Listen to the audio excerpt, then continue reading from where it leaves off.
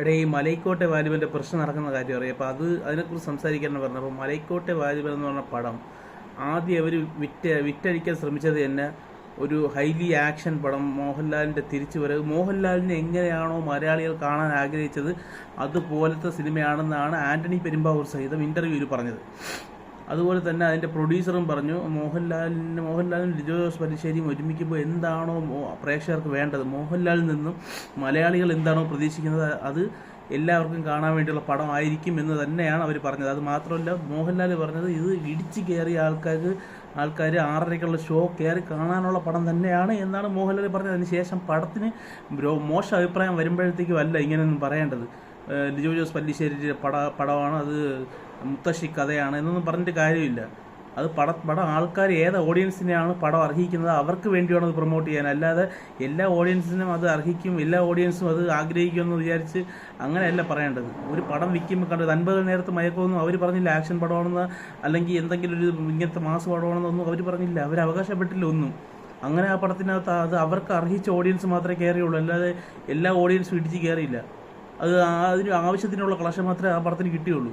ഇത് ആദ്യത്തെ 2-3 ദിവസത്തെ കളക്ഷൻ കിട്ടാൻ വേണ്ടി ഇങ്ങനെ നിർമ്മാതാവും അഭിനേതാവും എല്ലാവരും കൂടെ വന്ന് തള്ളിയിരുന്നിട്ട് ആൾക്കാരവിടെ ചെന്നിരുന്നിട്ട് ഇപ്പോൾ നമുക്ക് ഒരു കാര്യം പറഞ്ഞാൽ, ഇപ്പം ഒരു സിനിമയിൽ മുകേഷ് ഒരു കയ്യിലേക്ക് ഫോട്ടോയൊക്കെ ഇങ്ങനെ ഇതിനകത്ത് പാഡിനകത്ത് വരച്ച് ചിത്രം വരയ്ക്കാൻ അറിഞ്ഞൂടാത്ത ഒരുത്തർ ഇങ്ങനെ കുറേ വരച്ച് വെച്ചിട്ട് ഇവ ഇങ്ങനെ എന്താളി ചെയ്യുമ്പോഴത്തേക്ക് മറ്റുള്ളവർ അടിപൊളി, ഇത് ഇതിൻ്റെ അന്തർധാരയിൽ നീലിമ പടർന്ന് നിൽക്കുന്ന സമയത്ത് ഒന്നും ചെയ്യാൻ പറ്റാത്ത കുറച്ച് പേരെയാണ് ഈ മഞ്ഞ കളർ സൂചിപ്പിക്കുന്നത്. അതൊന്നും പറഞ്ഞിട്ട് കാര്യമില്ല, അതൊന്നും മനസ്സിലാവില്ല.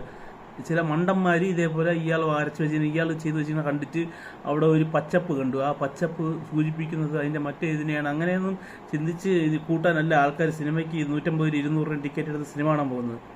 അപ്പം ഈ ചില മാനസിക ഇതുണ്ടല്ലോ ഡോക്ടർമാർ, ഈ ചിലർ ചെല്ലുമ്പോഴത്തേക്ക് ഈ ഫോട്ടോ കാണിച്ചിട്ട് ഇത് കാണുമ്പോൾ എന്ത് തോന്നുന്നു? സാധാരണക്കാരന് തോന്നില്ല, മനസ്സിന് എന്തെങ്കിലും പ്രശ്നമുള്ളവന്മാർക്ക് അത് വലിയ കാര്യങ്ങളായിട്ട് തോന്നുന്നത്. അത് മാനസികമായിട്ടുള്ള പ്രശ്നമാണ്, അല്ലാതെ ബുദ്ധിജീവിയൊക്കെ ഇഷ്ടപ്പെടുന്ന പടമല്ല ലിജോ ജോസ് പല്ലിശ്ശേരി ചെയ്യുന്നത്. ലിജോ ജോസ് പല്ലിശ്ശേരി ചെയ്യുന്ന പടങ്ങളിൽ അങ്കമാലി ഡയറീസ് ഒഴിച്ച് പിന്നെ ആ നായകനും എനിക്ക് ഇഷ്ടപ്പെട്ട പടമാണ്, പൊട്ടിയ പടമാണെങ്കിൽ പോലും. പക്ഷേ ബാക്കിയുള്ള ഒരു പടവും അങ്കമാലി ഡയറീസും നായകനും ഒഴിച്ച് ബാക്കിയുള്ള ഒരു പടവും 5 പൈസയ്ക്ക് വിലയില്ലാത്ത പടമാണ്. അതുകൊണ്ട് ഞാൻ പടം കാണാറില്ല, ചുരുളിയൊന്നും ഞാൻ കണ്ടിട്ടില്ല. പിന്നെ ഞാൻ കണ്ടു ജല്ലിക്കെട്ട്. ജല്ലിക്കെട്ട് എന്നുള്ള പേരുണ്ടപ്പോൾ ഞാൻ വിചാരിച്ചേ വലിയ എന്തോ പടമാണെന്ന് ചെന്ന് കയറി കണ്ടു കൊടുത്ത്. ഞാൻ മാത്രമല്ല, തിയേറ്ററിനകത്തുള്ള പകുതി പേരും ഇറങ്ങി വെളിയിലാണ് നിന്നത് കുറച്ച് സമയം കഴിഞ്ഞപ്പോൾ. അതുകൊണ്ട് ഇതേപോലത്തെ വേസ്റ്റ് കാര്യങ്ങളൊന്നും പറഞ്ഞുകൊണ്ട് ആരും വരണ്ട. മോഹൻലാലിൻ്റെ പടം, മോഹൻലാൽ അവതരിക്കുന്ന പടം എന്നൊക്കെ പറയുമ്പോഴത്തേക്ക് ആൾക്കാർ വിചാരിക്കുന്ന മാസപ്പടം തന്നെ, അടിപ്പടം തന്നെ. തിയേറ്റർ കുലുങ്ങും, മറിച്ചാണെന്ന് പറഞ്ഞിട്ട് കാര്യമില്ല.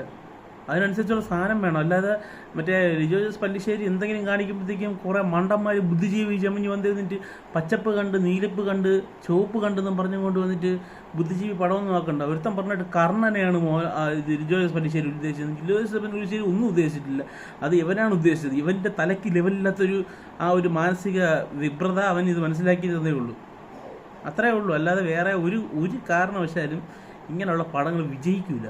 അതിന് ഉദാഹരണമാണ് ഇപ്പോൾ മലൈക്കോട്ടെ വാലിബൻ. ഞാൻ നോക്കിയപ്പോൾ ഈ ബുക്ക് മൈ ഷോ നോക്കിയപ്പോൾ ലാസ്റ്റ് 24 മണിക്കൂറിൽ 20,000 ടിക്കറ്റ് എന്തോ വിറ്റിട്ടുണ്ടെന്ന്. അത് ആ എബ്രഹാം ഓസ്ലർ തന്നെ 8,000 എത്ര ടിക്കറ്റ് 24 മണിക്കൂർ കൊണ്ട് വിറ്റിട്ടുണ്ട്. അപ്പോൾ ഇത് ഇന്നിറങ്ങിയ പടമാണ്, മെനങ്ങിറങ്ങിയ പടമാണ്. അപ്പം വെറും വേസ്റ്റായി ആൾക്കാർ അംഗീകരിക്കുന്നില്ലെന്ന് തന്നെ നടത്തി. ഇപ്പോൾ വീണ്ടും തള്ളിക്കൊണ്ടുവരികയാണ്, ഓരോ പ്രമുഖരെ കൊണ്ട് വീഡിയോ ചെയ്യിപ്പിക്കുകയാണ് പടത്തിനെക്കുറിച്ച്. പടം കണ്ടു കഴിഞ്ഞാൽ ആൾക്കാർ ഫാൻസ് ഇറങ്ങി വന്നാണ് പറഞ്ഞത് പടം കൊള്ളൂലെന്ന്. അല്ലാതെ മോഹൻലാൽ ഫാൻസാണ് ഇറങ്ങി വന്ന് പറഞ്ഞത്, അല്ലാതെ മമ്മൂട്ടി ഫാൻസിൻ്റെ ഫാൻസ് ഷോ അല്ലായിരുന്നു അവിടെ നടന്നത്. അപ്പോൾ ഇങ്ങനെ തള്ളിയിട്ടൊരു കാര്യമില്ല, ഇത്രയും പറയണമെന്നുണ്ടായിരുന്നു. ഞാൻ ഈ പടത്തിന് ഒരിക്കലും ഒരു പടത്തിന് മോഹൻലാൽ പടം ആയതുകൊണ്ട് അതിനെ ഇത് റിജക്റ്റ് ചെയ്യുകയല്ല. മോഹൻലാൽ പടം ഉണ്ട്, ദൃശ്യം 2 അതൊക്കെ തിയേറ്ററിൽ വന്നു കഴിഞ്ഞാൽ ഇരുന്ന് വിറയ്ക്കും. അങ്ങനത്തെ പടങ്ങളാണ് മോഹൻലാലിനെ കൊണ്ട് ചെയ്യിപ്പിക്കേണ്ടത്, അല്ലാതെ ഇതേപോലത്തെ വേസ്റ്റ് പടങ്ങളല്ല. മോഹൻലാൽ സ്ക്രിപ്റ്റ് സെലക്ട് ചെയ്യുമ്പോഴത്തേക്കും നോക്കി സെലക്ട് ചെയ്യണം. ഇതേപോലത്തെ ഈ ലിജോ ജോസ് പല്ലിശ്ശേരിക്ക് കുറച്ച് ആൾക്കാരുണ്ടാകും, കുറച്ച് മണ്ടന്മാർ, അവന്മാർക്ക് വേണ്ടി പടം ഇറക്കുന്നവരാണ് ഈ ലിജോ ജോസ് പല്ലിശ്ശേരിയെ പോലുള്ളവർ. സാധാരണ ഓഡിയൻസിന് വേണ്ടി പടം ഇറങ്ങുന്ന ആൾക്കാർക്ക് ഇതൊന്നും ഇഷ്ടപ്പെടില്ല. അപ്പോൾ മോഹൻലാൽ ഇങ്ങനെ സ്ക്രിപ്റ്റ് സെലക്ഷൻ വേണം. കാരണം ഇനി മോഹൻലാലിന് തിരിച്ചു വരവെന്ന് പറയുന്നത് ഒന്നുകിൽ റാം അല്ലെങ്കിൽ ലൂസിഫറിൻ്റെ രണ്ടാം ഭാഗമായ എമ്പുരാൻ. അത് രണ്ട് മാത്രമേ പ്രതീക്ഷയുള്ളൂ. കാരണം ഒരു പടവും അന്നോട്ടേ പ്രതീക്ഷയില്ല. ഈ നേര് പോലും വലിയൊരു ഇതല്ല. ലാസ്റ്റ് ക്ലൈമാക്സ് നടന്ന കാര്യം ആദ്യമേ ചെയ്യിപ്പിക്കാനുള്ള കാര്യമേ ഉള്ളൂ. ആരാണെങ്കിൽ ബുദ്ധിപരമായിട്ട് ചിന്തിക്കും.